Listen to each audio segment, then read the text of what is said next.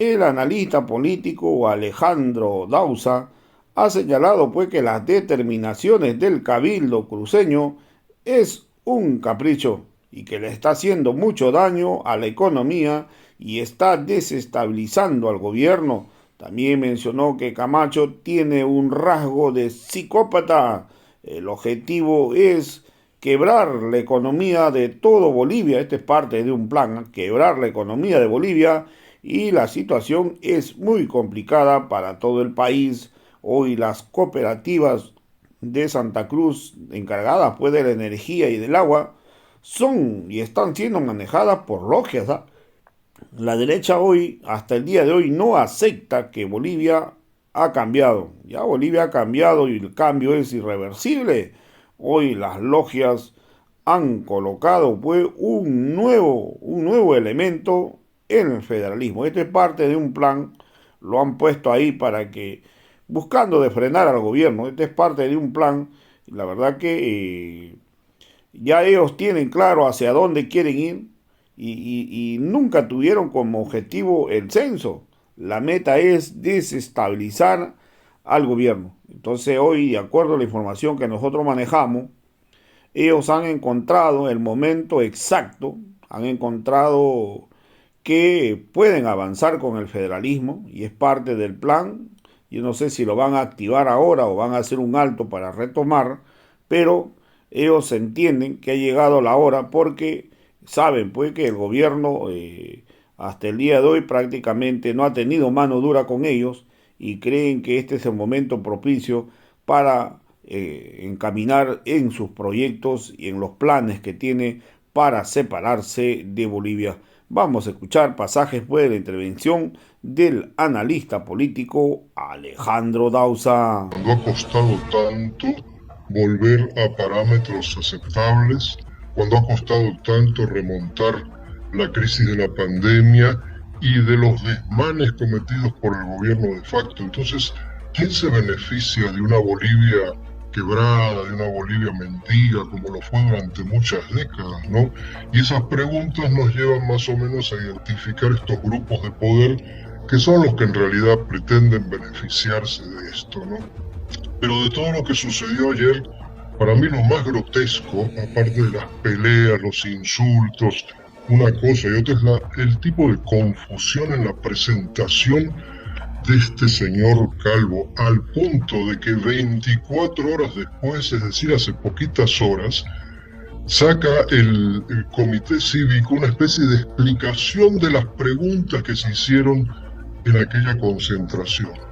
Y explicando esas preguntas las enreda más todavía. Entonces uno también se pregunta, bueno, ¿qué votó la gente que votaba algo el día de ayer por la tarde, cuando decían sí, a qué le estaban diciendo sí? Cuando los mismos que formularon las preguntas 24 horas después tienen que explicarlas. Es una situación realmente increíble, realmente increíble. O sea, si se suma este disparate a todo lo que va sucediendo, estamos en una especie de caos que nadie puede controlar.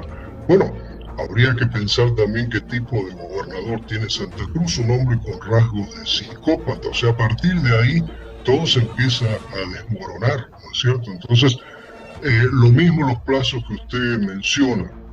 Nadie sabe qué va a pasar después de esas 72 horas. Entonces, es un capricho detrás del otro, algo de lo que mencionaba recién la viceministra. O sea, se van colocando piedras permanentemente en el camino, sistemáticamente, y entonces lo que uno determina, bueno, esto es un proceso de desestabilización con todas las letras, y así hay que asumirlo, lamentablemente, ¿no?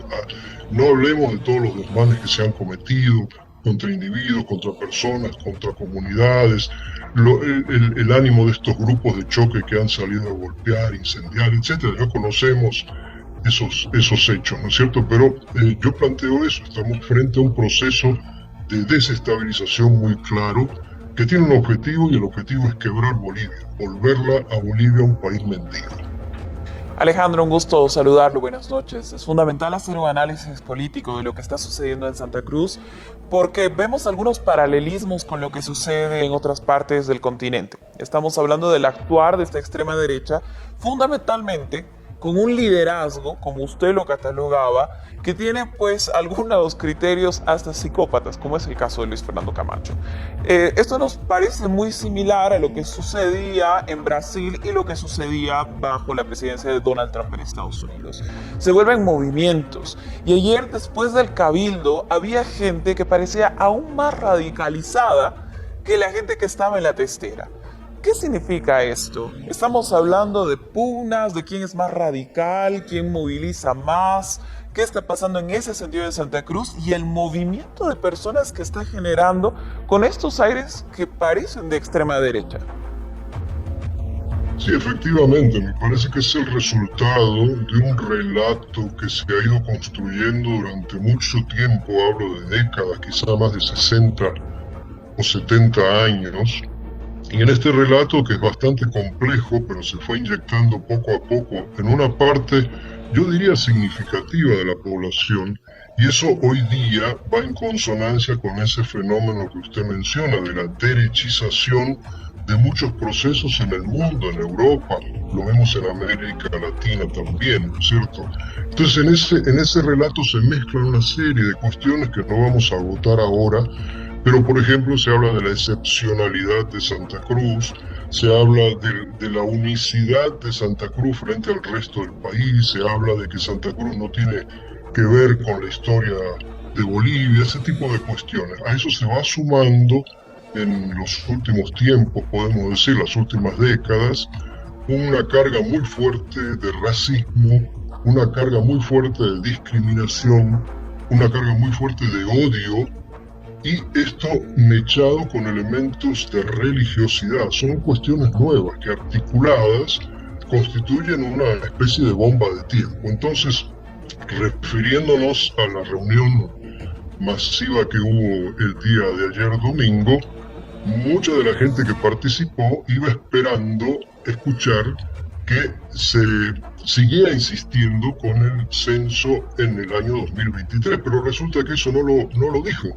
el señor Calvo. Entonces se enfurecieron y comenzaron las peleas y los problemas. Es furia sobre furia. Hay que escuchar las grabaciones, hay que ver los videos y ver de qué manera esa gente se expresaba.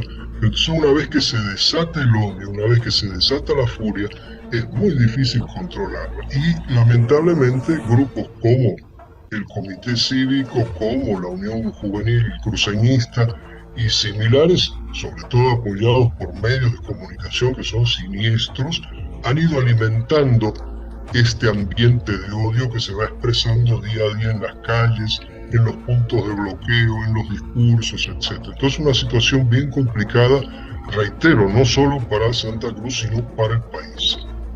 Bien, eso explicaría también, Alejandro, la participación del actual gobernador de Santa Cruz, Luis Fernando Camacho, en un encuentro de ultraderecha en el exterior del país. Entiendo, una convocatoria en México, donde van a participar, incluso a invitación de Donald Trump, expresidente de Estados Unidos, otros sectores muy derechizados.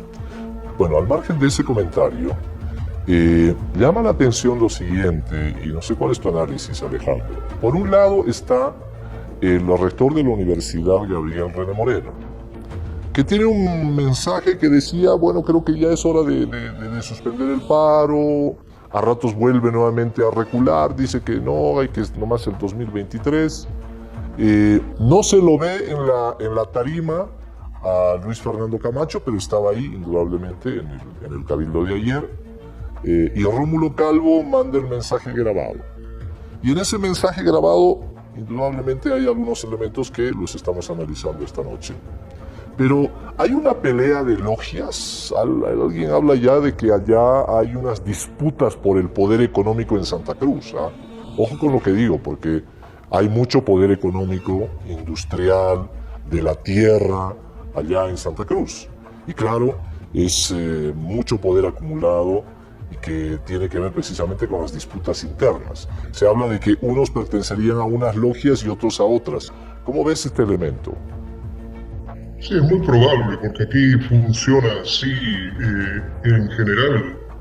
Lo sabemos, ¿no es cierto?, con las célebres cooperativas históricas como la cooperativa de electricidad, la cooperativa de agua, la de teléfonos, son las logias que manejan. Si uno se coloca a ver los integrantes de los directorios, son los mismos apellidos que se van alternando en una en otra, es una especie de reparto del poder, y eso sigue funcionando así de alguna manera, ¿no es cierto?, porque me parece que la realidad todavía es más compleja, con otro tipo de grupos muy derechizados que están detrás del señor Camacho, por ejemplo, aquí localmente, ¿no?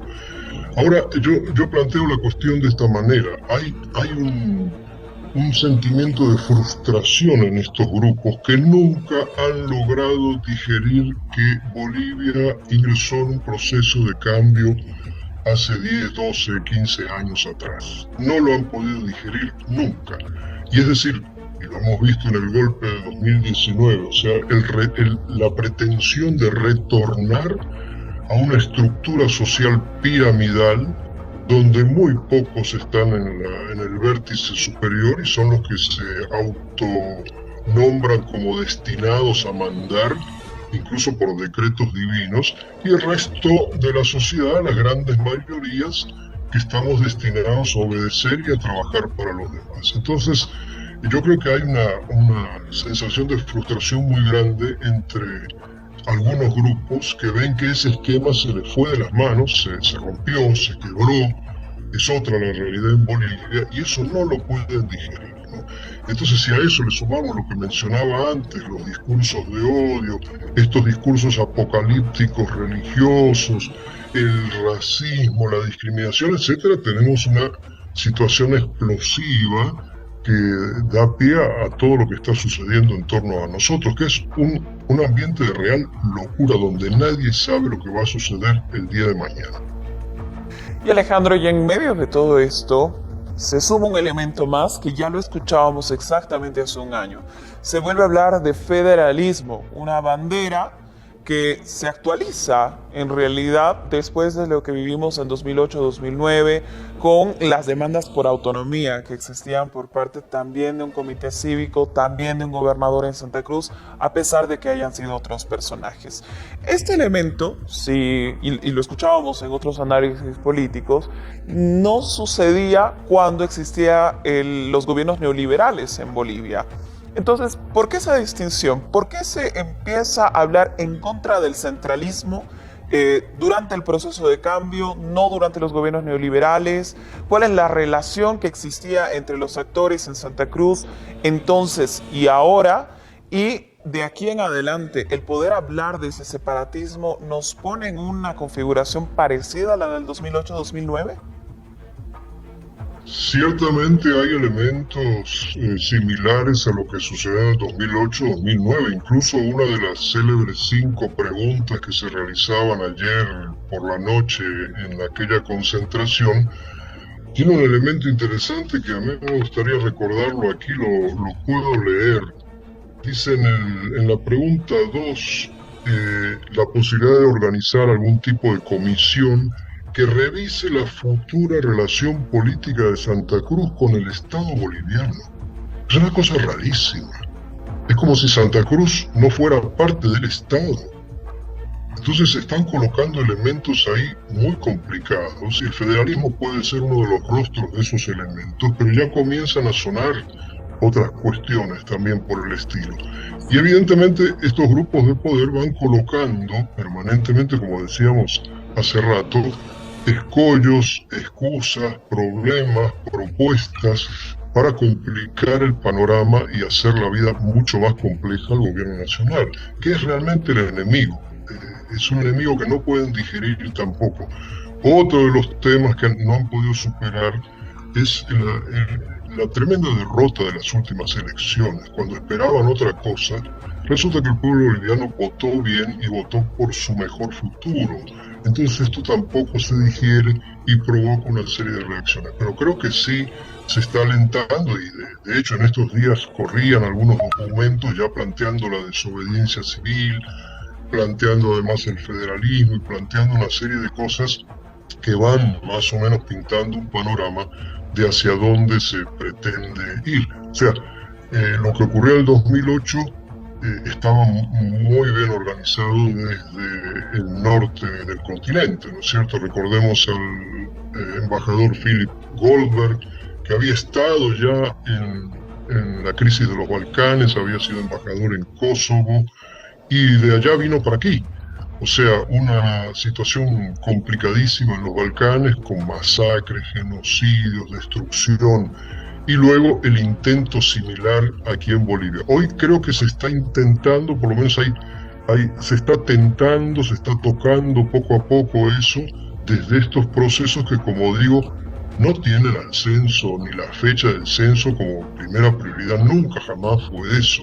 El objetivo es otro, el objetivo es desintegrar el país, el objetivo es hacer entrar el país en un proceso complejo de disolución, hay que tenerlo muy en cuenta. Yo recuerdo en esas oportunidades, y seguramente tú también, Alejandro, y muchas personas, cuando en un discurso el actual alcalde de Cochabamba, Manfredo Reyes Villa, decía: adelante Santa Cruz con su independencia, ¿no? Que motivó una ola de criterios y de una ola de críticas, porque la unidad del país está sobre todo, ¿no? Nadie acepta que haya una propuesta de partir a Bolivia. Ese es un tema que se lo ha vivido el 2008, que tenemos ya una historia recorrida y que nadie la aceptó. Incluso llamaron a un revocatorio y fueron revocados por esa situación. Bien, pero aquí viene la pregunta, ya siguiendo el hilo conductor de quienes plantean, ¿no?, de que hay una nueva relación con el Estado, como lo hizo Rómulo Calvo ayer en esa segunda pregunta. Pero ¿cuánto se han profundizado primero las autonomías? Porque primero tendríamos que analizar las autonomías. Yo escuchaba alcaldes de Santa Cruz reclamarle al gobernador que no les está distribuyendo la plata que les corresponde. He escuchado hablar a la gente de Santa Cruz de que tiene mucha plata acumulada la gobernación, que no invierte en obras, en educación, en salud, en fin. Y están pidiendo redistribución de nuevos dineros para el 2024, que están ahí ya dentro de lo que ha significado el avance precisamente de estas mesas, en fin, para septiembre del 2024. Pero las autonomías han avanzado, se han profundizado cuando hay estos reclamos. La cuestión, hay mucho que recorrer todavía en la cuestión esta de las autonomías, como dice, ¿no? Pero sin embargo, vemos que no se ha realizado. Y ya se comienzan a colocar otro tipo de cuestiones, otro tipo de posibles metas. La cuestión es confundir, la cuestión es malear la realidad, malear la situación, y mañana será otra la excusa, y así va cambiando permanentemente. Entonces, es evidente que no se hace con seriedad, se hace con mucha irresponsabilidad, y eso tiene consecuencias, aunque hay que reiterar también, como ha dicho usted, ¿no? El pueblo es al final sabio y sabe que no puede entrar en este tipo de trucos y trampas que Chao.